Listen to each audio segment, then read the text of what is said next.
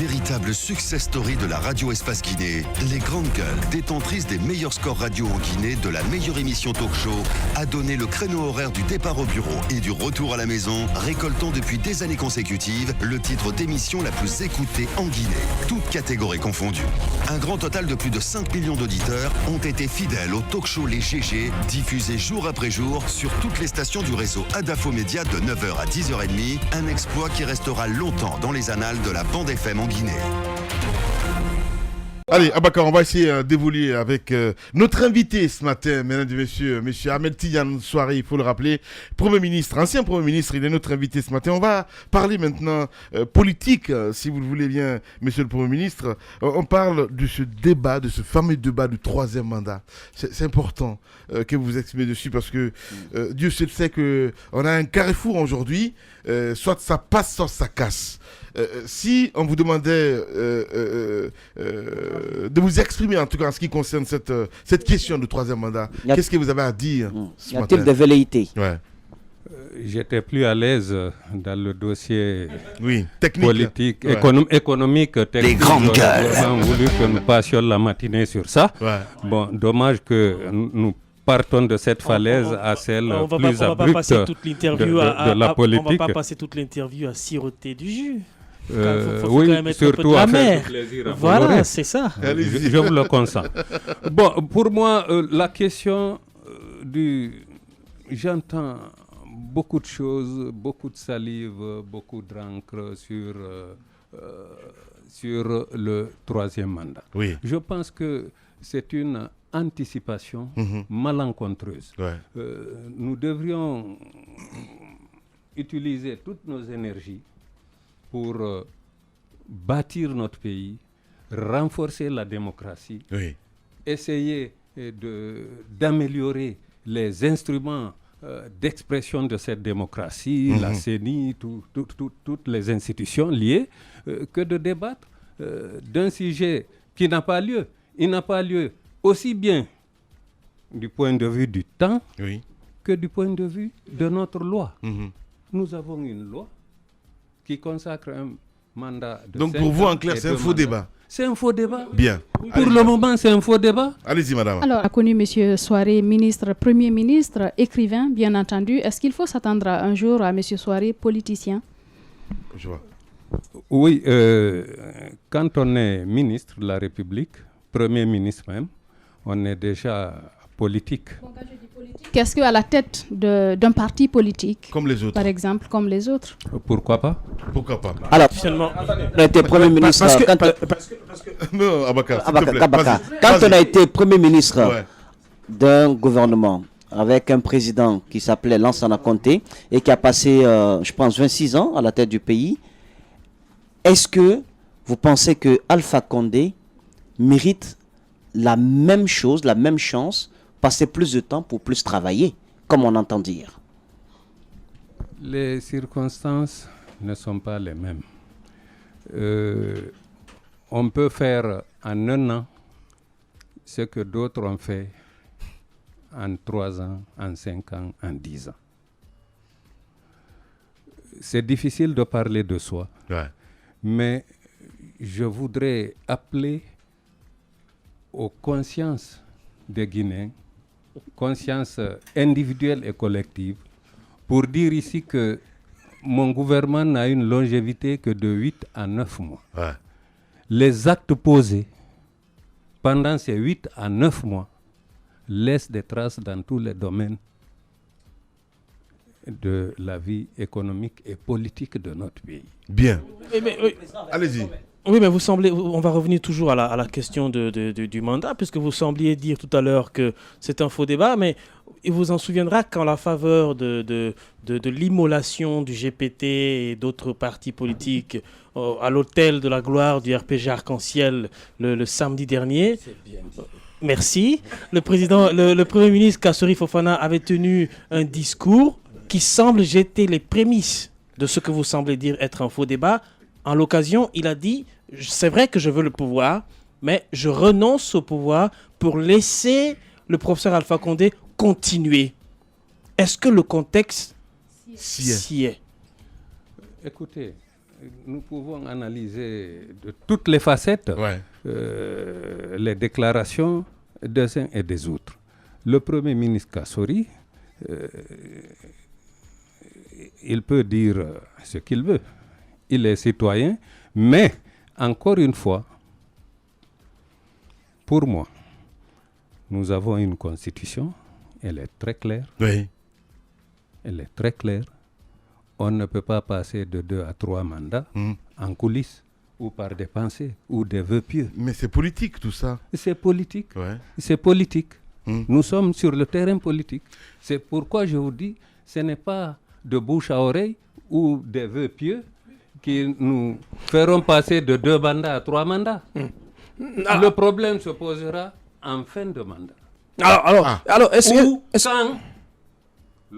ou lorsque quelqu'un dira, bon, moi, je veux 3 mandats, ou je suis candidat, quelqu'un, le président, qu'il dise, bon, il veut un 3e mandat. Ouais. Alors, pour le moment, ce n'est pas le cas. Ouais. On ne peut pas lui prêter des intentions et continuer à nous distraire autour de ces intentions, alors que la pauvreté ne recule pas, des défis énormes, la jeunesse chôme, et tout cela, ce sont les problèmes actuels. C'est vrai, il faut avoir de la visibilité. Les états-majors politiques veillent au grain, c'est leur droit, eux aussi. Mais pour le moment, pour moi, nous sommes à l'intérieur de notre constitution. Le second et dernier mandat. Est-ce que le président de la République, dans sa stratégie, ne le fait pas dire par bouche interposée? Les grandes gueules. Il peut, mais il ne l'a pas dit encore. Voilà, allez-y Abakar. Aurait-il peur de dire qu'ils disent? Aujourd'hui, compte tenu de tout le contexte politique marqué par une profonde crise de confiance, par toutes ces velléités, même si vous les sentez pas ou vous reconnaissez pas, est-ce que c'est tout cela qui... voilà, donc on est d'accord. Est-ce que c'est tout cela je veux ramener les gens à la raison. Est-ce que c'est tout cela qui va vous pousser dans le court terme donc à venir dans l'arène politique, à boxer dans l'arène politique? Non, parce qu'on vous sent y venir. Ça ne sera pas de l'improvisation. Vous êtes en train de vous y préparer sérieusement? Je ne me prépare pas, je ne m'y prépare pas particulièrement, mais ce serait un tort à la Guinée que de prendre la retraite administrative, politique, économique à cet âge, étant entendu tout l'investissement que le peuple a fait sur moi, que la République a fait sur moi. Il faut bien apporter sa contribution. On va aller droit au but. On a reçu la dernière fois un monsieur de 80 ans dans ce studio qui disait qu'il allait se lancer en politique, qu'il allait créer un parti politique. Je parle de monsieur Kaba. Il a lancé son nouveau parti. Voilà, son nouveau parti politique. Voilà. Est-ce que vous, si on vous posait la même question ce matin, et la réponse? Votre parti politique en gestation, oui ou non? On n'a pas forcément besoin de mouvement, de mettre un parti politique en gestation. Un mouvement alors? On peut se lever quand on a les ressources humaines, on est les grandes gueules. On donne un programme. Alors un mouvement politique. Parti, on peut. Tout est possible en fait. Tout est possible. Il y a des partis qui m'ont demandé de venir. Ok. Vous avez dit qu'il y a des partis qu'on loue, qu'on baille, qu'on vend. Qui demandent de venir pour être membre ou pour diriger. Il y a toutes ces offres. Je suis en train d'examiner tout ça. D'examiner pour prendre une offre qui ne sera pas corrompue. Bien. Allez-y, Moussa. Monsieur le Premier ministre, deux questions. Est-ce que vous trouvez que lorsqu'un chef d'État, comme ça se dit pour le cas du président Alpha Condé, a battu de grands chantiers, fait beaucoup de réformes, il y a encore des chantiers qui doivent prendre fin, je pense, en 2020, au regard de ces travaux faits, est-ce que vous pensez qu'il est bien de lui concéder la chance de continuer, d'achever les travaux qui ont été entamés? Ça, c'est ma première question. La deuxième question, monsieur le Premier ministre, qu'est-ce qu'on pense, qu'est-ce que vous pensez de ce qui avait été dit sur les anciens ministres du général Lansana Conté, qui font aujourd'hui, pour certains, le beau jour du régime Condé, parce qu'ils avaient été décriés au début? Oui, moi, je pense que pour commencer toujours par la fin, décrier, c'était une stratégie peut-être de les clouer au sol. Sinon, moi je suis heureux et fier de constater que les compagnons du général Conté sont encore utiles et sollicités à toutes les sphères de notre administration, investis de confiance et tout ça. Kassori est un exemple, bien d'autres. Moi-même, à un moment donné, j'ai été sollicité, j'étais conseiller spécial du président Alpha, mais ce pacte a été rompu depuis 2013-2014. Je ne suis plus son conseiller formel, mais c'est mon aîné, c'est le président de la République. On entretient des relations qui me permettent de lui donner mes avis sur la plupart des questions d'État. Bien. Et l'autre question. La première question, je vous l'ai dit encore une fois, pour que notre démocratie vive et prospère, il faut que nous nous apprêtions à respecter nos propres lois, à respecter nos normes. Ce n'est pas une question de chantier, ce n'est pas une question de résultat, ce n'est pas une question on dira pareil de aussi, négociation, du côté c'est du une Sénégal. Question de loi, parce que la de loi fondamentale. Et vous savez très bien que la plupart des réformes que vous initiez, des chantiers que vous ouvrez, vous avez très peu de chance de les inaugurer. C'est clair. De vivre leur retombée. Vous voyez François Hollande en France. C'est maintenant que les résultats de ces réformes tombent. Il n'en a pas eu le bénéfice. Il est parti. Le président Conté lui-même, il a initié beaucoup de choses. Il est parti sans les inaugurer. Le pont du 8 novembre, la clinique sino-guinéenne, le stade de Nongo. Donc, tout ça, c'est initié par le président Conté. Mais l'État marche. Bien. Le successeur a bénéficié et continué. Il doit aussi est en train céder. d'amplifier. Voilà. Mais c'est très bien. On va le lui reconnaître dans la mémoire républicaine à tout jamais. Mais ça ne donne pas droit à un changement de la Constitution. Monsieur Ahmed Tidiane Souaré, notre invité ce matin chez les GG. Les grandes gueules. Le jeu des photos, une perception, une idée, un mot, pour définir un leader d'opinion, une personnalité politique guinéenne. Voilà, monsieur le Premier ministre, on va vous proposer quelques photos à l'écran, à la télé. Vous allez nous dire un petit peu ce que vous pensez de ces personnes. Moussa Moïsi, là. Alpha Ibrahima Keïra. Qu'est-ce que vous pensez d'Alpha Ibrahima Keïra? Ça a été un collaborateur qui me surprend actuellement par certaines de ses déclarations. Monsieur Sidia Touré. C'est mon aîné et mon beau frère à mon épouse. Je respecte son combat politique et j'ai admiré ses initiatives économiques quand il était aux affaires. Et l'âge, c'est le Dalain Diallo. C'est un ami de longue date. Je connais ses compétences techniques. Aujourd'hui, c'est le leader du principal parti d'opposition. Je ne suis pas membre de son parti, mais nos relations restent. Adia Saram Daraba. C'est une dame pour laquelle j'ai un grand respect et qui a apporté sa contribution dans l'édification démocratique de ce pays. Le sulfureux capitaine Moussa Dadis Camara, désormais Moïse. Le capitaine Dadis est un homme véridique, sincère, comme il aime le mot sincère. Il est véridique et sincère. Et je crois que, comme toute personne, il a eu l'ambition de continuer un peu plus à gérer les affaires du pays. Mais il a succombé dans l'inexpérience et dans la démagogie des cadres qui l'entourent. Docteur Makale Traoré. C'était mon ministre chargé de la fonction publique, une dame respectable, combative, Elle a fait du bon travail au sein de mon équipe. J'ai dit et répété que je ne la connaissais pas personnellement quand je la nommais, mais elle m'a surpris par des qualités exceptionnelles qu'elle continue à développer pour la paix et pour le renforcement de la démocratie. Je la respecte. Voilà, deuxième round, allez-y. Lansana Kouyaté. Lansana Kouyaté est un promotionnaire. Il est de la promotion Mao. C'est une personnalité respectable.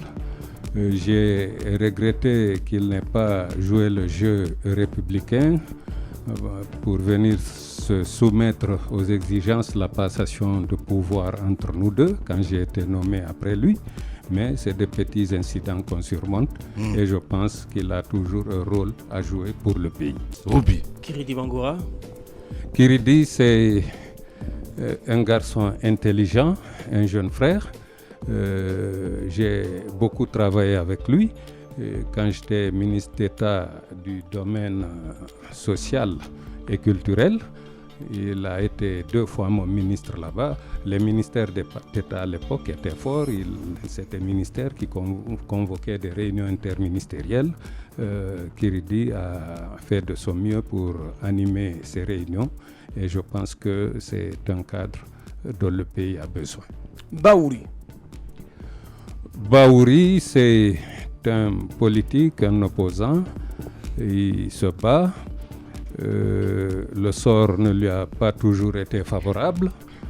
Sinon, il est l'un des fondateurs de cercle de société civile, Club Culture et Développement. J'ai appartenu à ce même cercle avec lui dans les années 90.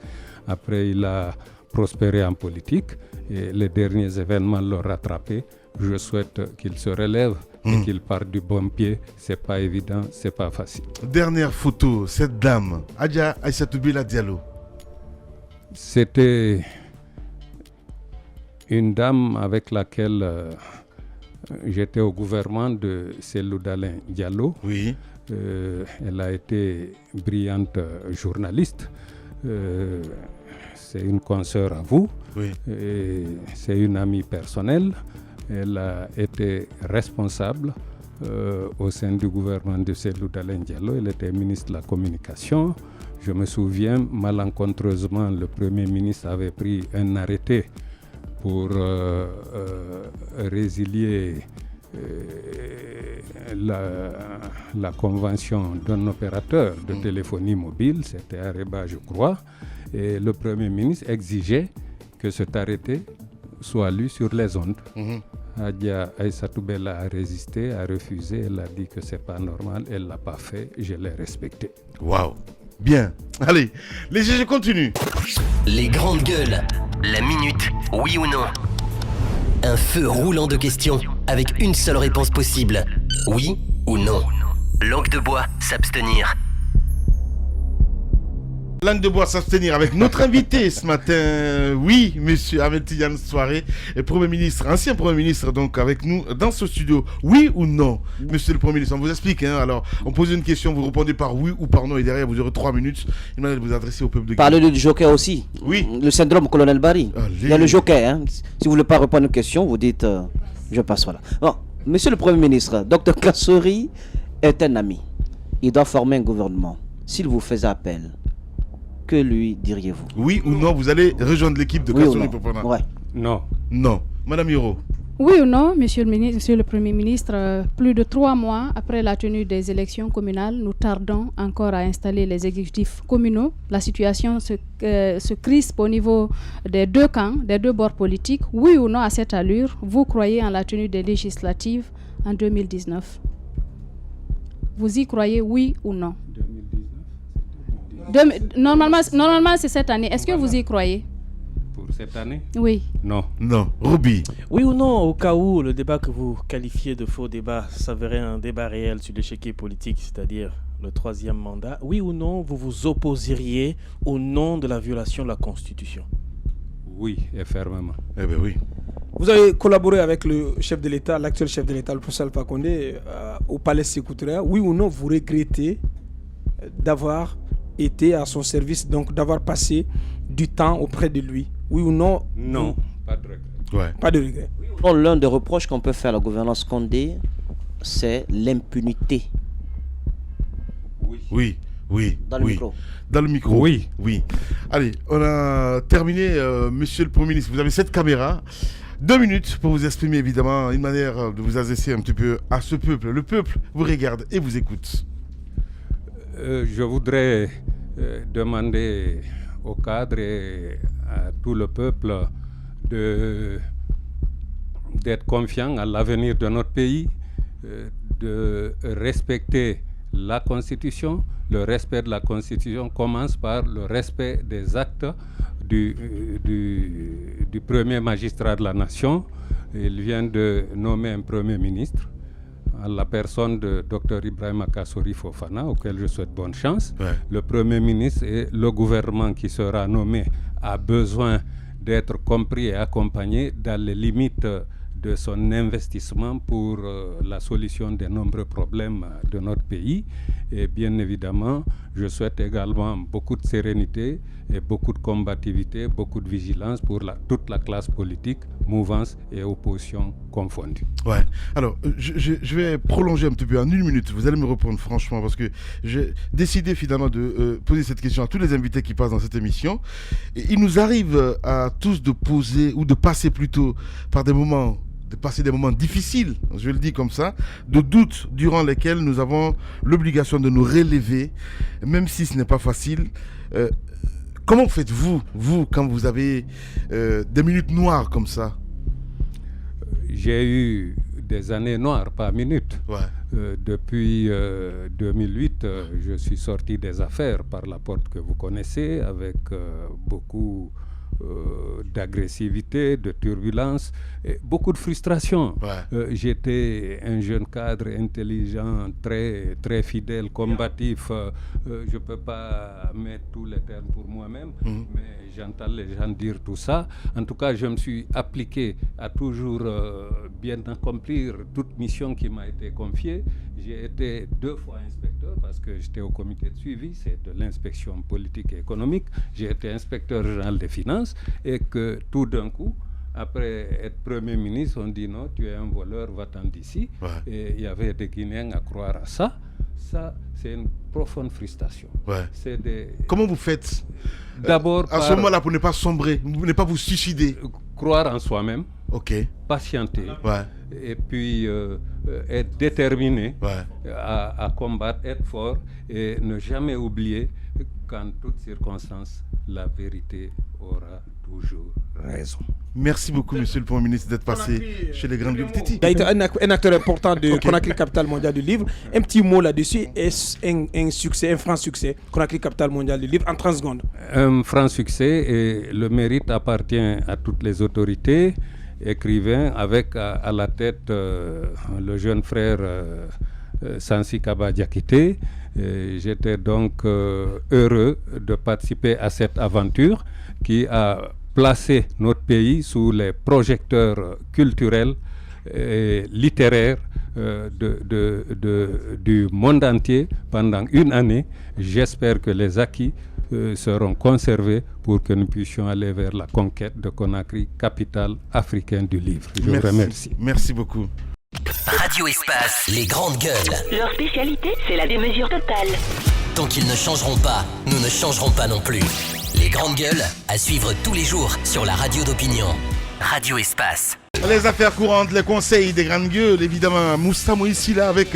voilà. La précision, c'est par rapport au décès, dans des conditions floues, mystérieuses, de Alma Youssouf Koumbassa, qui est l'agent comptable, qui était l'ex-agent comptable de l'hôpital Niasdine. Vous vous rappelez des révélations que j'ai faites sur l'hôpital Niasdine. Il y avait détournement de fonds, un peu plus d'1 milliard de francs guinéens. L'agent comptable a été donc arrêté depuis juin. Il était donc détenu de juin 2017 en prison.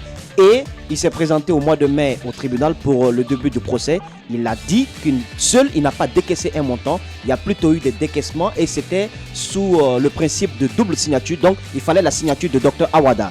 Et donc il devait présenter les preuves, je pense le 29 mai. Et le 29 mai n'est pas arrivé. Hier, il est mort sans qu'on ne sache qu'est-ce qui lui est arrivé. Donc je pense que cette présentation de preuves est parti en fumée. Certainement la semaine prochaine. Grand merci à vous. Merci à tous ces techniciens. Mohamed Diaby, évidemment, a réalisé cette émission. Dans un instant, sur Radio Espace, on parle islam. Et sur Espace TV, vous avez rendez-vous avec la rédaction du journal. Demain, c'est Titi que vous allez retrouver avec l'équipe B. Et sinon, lundi, on vous pince sur les coups de 9h. Prenez soin de vous. Au revoir.